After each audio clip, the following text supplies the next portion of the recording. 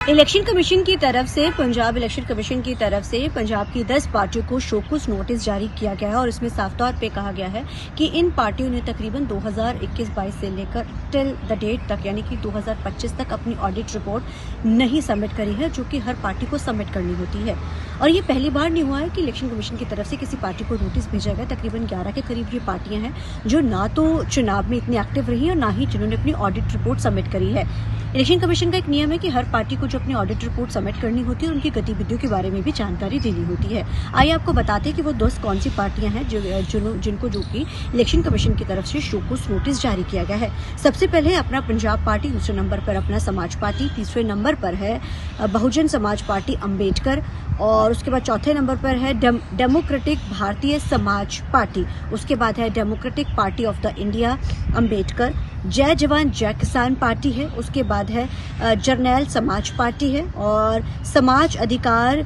कल्याण party है और इसके सिवा उसके बाद है सहजदारी सिख पार्टी भी है इसमें और श्रोमणी अकाली दल अमृतसर जो सिमरनजीत सिंह मान की है, जिन्होंने अपनी पार्टी बनाई थी जब अकाली दल से वो अलग हुए थे। उसके सिवा है श्रोमणी अकाली दल पार्टी जो अभी हाल ही में बनी है, बागी धड़ा था और वो बनाई है और इलेक्शन कमीशन की तरफ से इन सभी पार्टी को शोकॉज नोटिस जारी करते हुए जवाब तलबी जो है उनकी तरफ से की गई है और समय बाउंड कर दिया गया कि इन सभी पार्टियों को 10 अक्टूबर तक पेश होकर ये पूरी जानकारी देनी, अपनी ऑडिट रिपोर्ट भी देनी है और इसमें उनको ये भी बताना है कि वो किस तरीके के साथ एक्टिव है, क्योंकि 2027 में विधानसभा चुनाव पंजाब में होने जा रहे हैं। इसके मद्देनजर ये शोकॉज नोटिस भी बड़ा अहम है। और इसके बाद सीईओ ने कहा कि 17 अक्टूबर को जो है इस मामले की सुनवाई निर्धारित कर दी गई है और जो भी जानकारी जो है इनको दी जाएगी उसके बाद ही जो आगे कार्रवाई होगी और जो इसके खिलाफ कोई जानकारी नहीं देगा तो उसके खिलाफ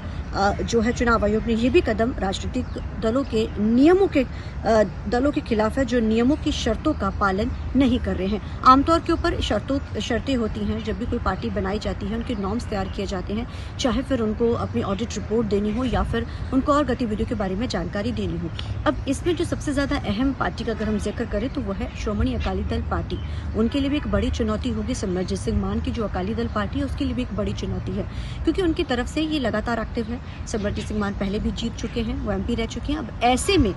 अकाली दल जो बागी धड़ा था उसने अपनी नई पार्टी अनाउंस कर दी थी। हालांकि वो ये बात कह रहे कि हम श्रोमणी अकाली दल पार्टी हैं, लेकिन अब इलेक्शन कमीशन के सामने जाकर उनको अपना सारे जवाब तलबी भी देनी है, अपने सारे फैक्ट्स रखने हैं। अब देखना बड़ा अहम रहेगा कि श्रोमणी अकाली दल पार्टी जो कि बागी धड़ा है वो किस तरीके के साथ अपने जो है चीजें रखता है, कौन सी ऑडिट रिपोर्ट कैसे दी जाती है। और अब सबकी नजरें जहां इस बात पे रहेगी कि पार्टियां किस, लेकिन अकाली दल बागी धड़े के ऊपर सबकी नजरें रहेंगी, क्योंकि श्रोमणी अकाली दल पुरानी पार्टी है, रजिस्टर्ड पार्टी है, ऑडिट रिपोर्ट सबमिट होती है, तमाम गतिविधियों में एक्टिव रहती है। लेकिन जो नई पार्टी बनी है, जो धड़ा अलग होकर, जो खुद को भी श्रोमणी अकाली दल कहता है, हालांकि जब ये पार्टी बनाई गई थी इसको साफ तौर पे कहा गया था कि ये निराधार है क्योंकि ये पार्टी नहीं, तो उन्होंने कहा था कि हम इलेक्शन कमीशन का आरोप करेंगे। उन्होंने ये भी बात कही थी। अब इलेक्शन कमीशन की तरफ से ही सभी पार्टियों को नोटिस जारी किया गया। अब देखना बड़ा अहम रहेगा कि जो बागी धड़ा अकाली दल का, जो श्रोमणी अकाली दल पार्टी का उन्होंने जो अपना नाम दिया है, वो पार्टी किस तरीके का अपना जो फैक्ट्स है इलेक्शन कमीशन के सामने रखती है और उसके बाद आगे किस तरीके की राजनीति जो है गरमाती है। कैमरामैन अलजिंदर के साथ चंडीगढ़ से टीवी 9 के लिए अमनप्रीत कौर।